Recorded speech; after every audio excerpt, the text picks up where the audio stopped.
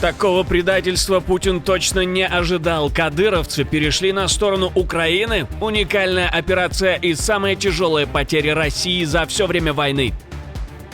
Киев получил резкий отказ. Вашингтон сдал назад. Помощи больше не будет. Официальное заявление Пентагона. Новая тактика Кремля. Регионы стирают под ноль. Таких масштабов еще не было.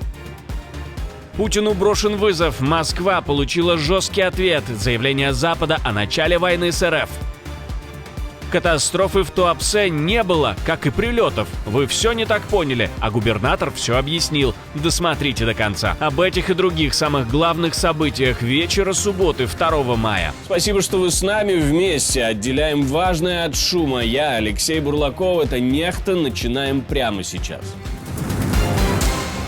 Заправки под прицелом. Харьков снова обстреливают российские войска. Российские дроны атаковали сразу несколько районов города. По предварительным данным, как минимум в 2 случаях удар пришелся по территории АЗС. Также повреждены жилые дома, автосалон и машины. Есть пострадавшие, и самое показательное здесь в том, что накануне россияне тоже били по заправкам в Харькове. То есть удары по гражданской топливной инфраструктуре становятся уже постоянной тактикой. Это ответ на обстрелы российских НПЗ, но если в том случае это удары по инфраструктуре, в том числе военной, то тут открытые удары по гражданским. Кроме того, прилетело и по соседям. Румыния подняла самолеты из-за присутствия российских дронов в своем воздушном пространстве.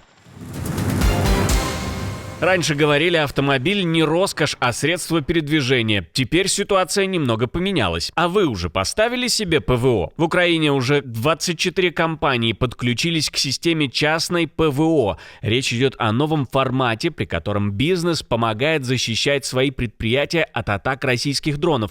Но не сам по себе, а в связке с военными и под контролем воздушных сил. Проект запустили в конце прошлого года по инициативе Минобороны, и сейчас к нему уже присоединились предприятия из Харьковской, Одесской, Киевской, Полтавской и Закарпатской областей. Самое важное здесь: частное ПВО не подменяет армию, а усиливает ее там, где особенно уязвимы производство и критическая инфраструктура. В такие группы входят гражданские сотрудники предприятий, но только после специального обучения, сертификации и допуска.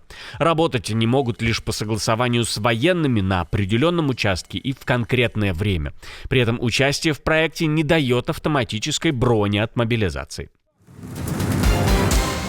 Европа бьет тревогу. Действовать нужно уже сейчас. Россия уже живет логикой долгой конфронтации с Западом и союзником Украины. Пора перестать делать вид, что все можно пересидеть. Москва наращивает не только давление на фронте, но и гибридную войну от саботажа и дезинформации до кибератак. А главный сигнал, по мнению главы европейской дипломатии, виден даже в символике. Парад 9 мая в Москве впервые за много лет пройдет без тяжелой военной техники. И это, как считает главный дипломат ЕС, многое говорит о реальном состоянии российской армии. Ужесточение санкций, привлечение к ответственности за военные преступления, международная изоляция и закрытие дверей для бывших российских комбатантов – вот основные элементы нашего ответа. Кроме саботажа, дезинформации и кибератак, Россия готовит свою армию к долгосрочной конфронтации с Западом. Решится ли Путин когда-нибудь проверить НАТО на прочность, полностью зависит от нас. Ответ по версии Каллас должен быть жестким и без иллюзий. Больше санкций, больше изоляции, больше ответственности за военное преступление. А как вы думаете, рискнет ли Кремль когда-нибудь проверить НАТО на прочность? Куда пропали деньги? Незаметно испарились. Из американского бюджета на 2027 год тихо вычеркнули одну из ключевых программ военной помощи Украине.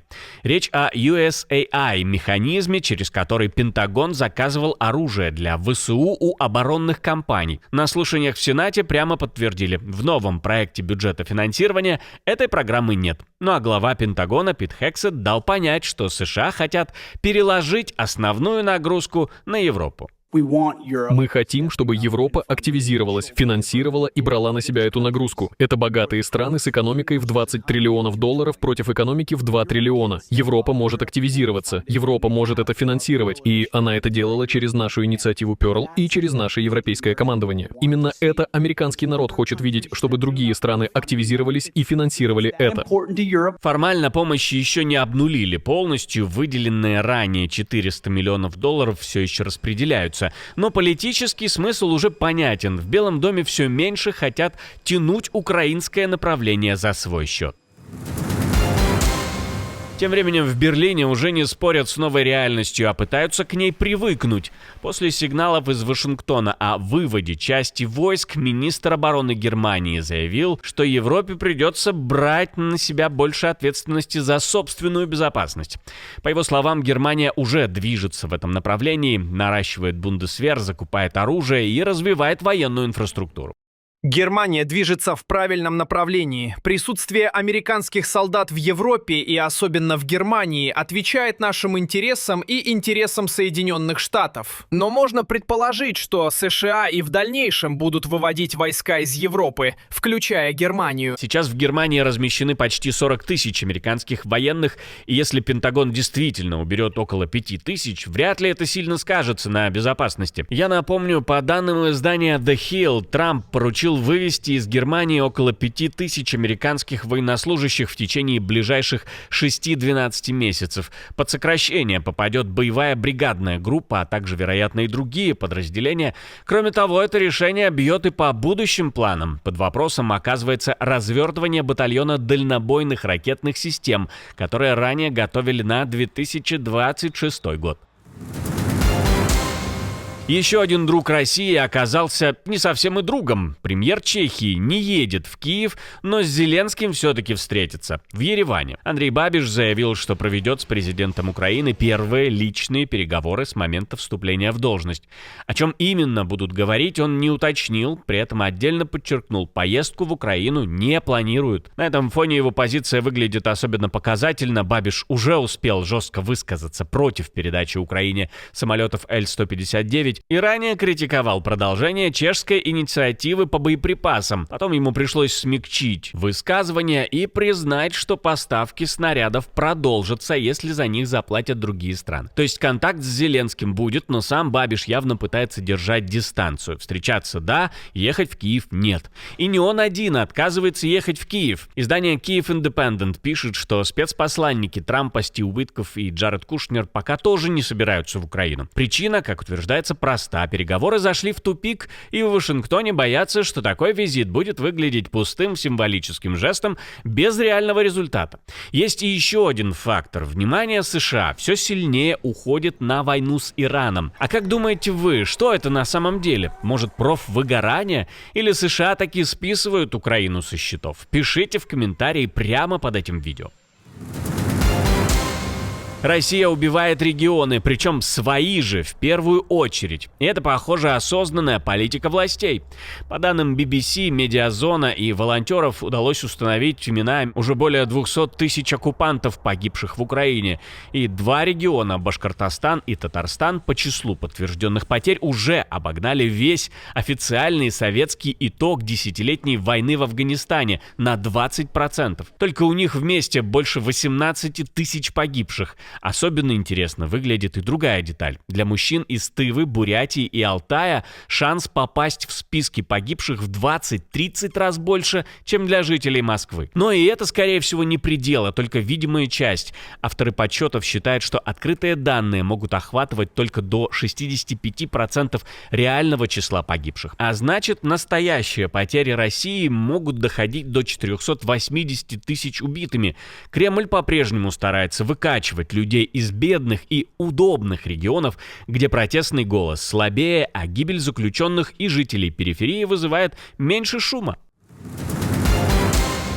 Уникальная спецоперация, высочайший уровень секретности и сильнейший удар по армии Кадырова. Главное управление разведки Украины заявило о большой скрытой операции против подразделения «Ахмат» в Сумской области. По данным украинской разведки, с февраля по апрель 2026 года бойцы спецподразделения «Шаманбат» вместе с 104-й бригадой территориальной обороны «Горынь» уничтожили десятки кадыровцев. Ключом стал агент, бывший военный Ахмата, которого украинская разведка смогла использовать против собственного подразделения. С середины 25-го года. С середины 2025-го я с ними на связи. Милость Всевышнего, что я нашел с ними связь. Поэтому я информировал их о каждом нашем шаге и действии. В феврале в Сумской области мы начали операцию. Как только мы ее начали, о ней, соответственно, узнали. В результате мы знали, что они с нами сделали. Сколько у нас было убитых, сколько раненых, сколько пропавших без вести.